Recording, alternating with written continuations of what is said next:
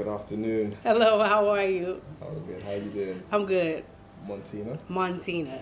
Beautiful name. Thank you. Thank you very much. Randomly, I've always wondered, I won't say with American names, is there a meaning behind it? Does your name come from somewhere, or is it? So apparently my mom read a magazine article and the lady who wrote it, her name was Montina. And I've looked it up and it means mountainous. I am pretty tall, 5'11". Oh, so I thought you were wearing heels, but... No, okay. I'm flat-footed. I'm an Amazon. No, I am. But, so that's where it comes from. And I looked it up. I think there's like 1,000 people in the world who have that name. Maybe more now, but when I looked it up, it's not very common. I think more now, because obviously you're a known Montina. Yeah, so, yeah. Let's hope so. Let's hope some people name their babies after me. Can we talk about your album? It's Closer? Closer. First and foremost, tell us about when you actually first started putting the album together. Okay. And we'll talk about also some of the tracks, but you tell us a bit about the process in creating Closer. Wow. So when I first started recording Closer, it took a year. And I wanted to tell a story about a relationship that didn't quite work out, and you moving into a relationship that should be good for you, but because you've been in this tumultuous relationship, you don't quite know how to love the person that you're with who's really good for you. And then finally realizing that, yes, all this love matters, but the most important relationship is your relationship that you have with your creator. And so that's what this album is about. It's just about a journey through love, good, bad, indifferent. That's what it is. And everybody goes through it. Everybody goes through that relationship where they know this person isn't any good for them, but they stay because they may be hot or attractive, or it could just be convenience. And then getting to that relationship where you feel like, I know this is good for me, but I don't know how to navigate through this. And then finally saying, man, I need a foundation. And if I have this foundation, a relationship with my creator, then all these other relationships will work. So that's what the album's about. I mean, they do say it's almost like a pyramid where you have God at the top, as long as you're focused on that. Yep. And then if you're both focused on that thing, then it comes down and it should have an alignment. Absolutely. Yeah. Absolutely. But I think not only is God the top of the pyramid, but he's also the bottom because he's your foundation. Because if you don't have a great foundation, you can't build anything on top of that. So the album was just some of the songs I wrote, like Starting Over's Bitch, I wrote in my bathroom in the mirror. I literally sat in the mirror, and I was in a place where I felt like previously I knew I had to start over, and I channeled those feelings and put it, on paper. Closer is about me wanting to get closer to my husband. And then Saved Me is about, God saving me. And Love Rush is about that first love that I just knew I was going to be with for the rest of my life. But I knew from the moment that I met that person that it wasn't right.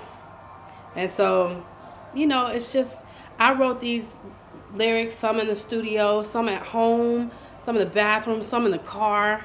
I mean, everywhere I felt inspired, I just wrote. So it's definitely autobiographical. Absolutely. And when you were creating that type of album, is it therapeutic then, when you're for the world to hear? That's an understatement. It was, some of the songs were things that I had never said out loud. And so I was able to voice how I felt. Sometimes I can bottle things up, which is not good, but sometimes I do that. And so if I'm in a relationship, just because I feel this way doesn't necessarily mean I voice it sometimes. And so this was an opportunity for people to hear not just my voice, but my voice. And so, very therapeutic. When close friends listen to the album, did you get phone calls after, like, I didn't know that, like, when was this happening? Well, people, I don't think initially knew that this album is my personal journey. Yeah, but people were calling me like, I can't believe that you wrote this about me, or it's other people's story as well. Because I think a lot of us, our lives run parallel, you know? And so what I'm saying may be the exact same thing that you're feeling. Like, for instance, starting over as a bitch. There was a young lady who bought the record, and she said, I just got out of a really bad relationship, and I felt like I needed to move. So she got out of a relationship, she relocated, and she was like, everything you said was what I was going through. Starting over as a bitch. And it doesn't matter where you are in life, at some point or another, you have to start over. And so I inspired her. And I've been getting that a lot from the record. Just a lot. And it makes me feel good. I think when I listen to it, sometimes you hear, you know, people who are seen as BVs. And I don't like that word back in vocalist. Mm-hmm. It's still vocalist. It's Mm-hmm. more supporting. Mm-hmm. But he was able to construct a record, an album, you know, the arrangement, you know, and that's what actually surprised me pleasantly. Thank you. Producers, who was producing on the album? So Eddie Ferguson is one producer, and then a gentleman named Ian. There's only 2 producers and then myself. So the 3 of us put this project together. I wrote each and every song, and there are some co-writers, but they didn't really write much because these were my words. Like if I was lost for a word or 2 and there was a writer in, they'd say, oh, try this. And then yes, let's try that. So as myself, I did all the writing, the vocal producing, the vocal arrangements, helped with some of the production because I don't play, but I could tell Eddie, this is where I want to go. Yeah. And Eddie and I have such a really great chemistry. I'm just thinking back when we were in the studio, and sometimes I never even had to tell him what I needed. He would just give me what I needed. And then I think what really brought the album to life, believe it or not, was the mixing and mastering portion of it. So it was mixed by Nino Villanueva, I want to pronounce his name right, and then Chris Athens did the mastering. And once that happened, it was just like a whole new album. It's such a beautiful body of work, and I'm so proud of myself. If it sold 1 copy, 1,000,000 copies, 10 copies, I've done my job. That whole part of mastering and mixing, like, real musicians know that there's a difference when something hasn't been, because you're like, no, listen to this, what headphones have you got? No, you need to get the right headphones to fully enjoy it. But where did you get your musical ear from? Wow, my family. Okay. On both sides of my family. I grew up in a musical household, and they literally sang at breakfast, lunch, dinner. You know what I mean? Like before we would have breakfast, they would do morning devotion, and I would go spend the night at a friend's house, which was rare, but I would go spend the night at a friend's house, and they wouldn't sing or have morning devotion. So y'all don't sing before you eat breakfast? So that is embedded in my DNA. Music, being creative. On my dad's side of the family, each and every one of his siblings played an instrument and sang. I actually have an aunt, her name is Zella Jackson Price, who is a really big gospel artist, you know, in our hometown where they're from. And it's nothing I can do about it. It's just who I am. So you just spoke about your dad, and you know, doing about some of the research, you spoken publicly about the story from like when you were 12, seeing him drive away and drug addiction. What kind of, for that moment, what kind of geared up to that moment there of him just leaving?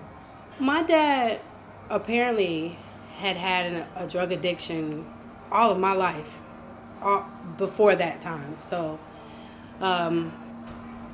my dad just, I felt like, needed to get high. And at that moment was just, let me get whatever I can to get the money to get what I need.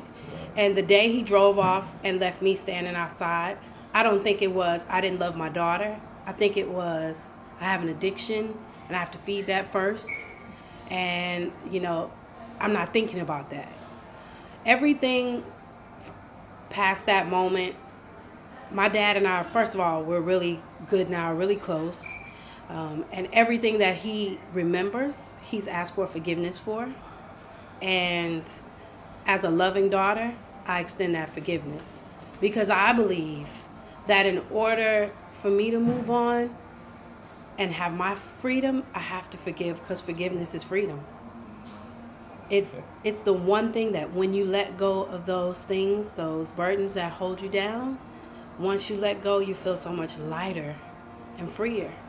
And so we've had conversations about that moment, and I let him know everything that I had gone through, because I literally at 11 went from being a normal sized kid, a normal happy go outside and play kid, to a morbidly obese kid who stayed indoors and wasn't social. I had fallen into depression. I immediately felt abandoned at that moment. And it was a rough road out of that. Whatever I had, dumped it, took a glass, took the pills, did that, drank, did that, until they were gone. How many pills do you reckon it was? It was over 400 pills. It was quite a bit, and I was intent on leaving here.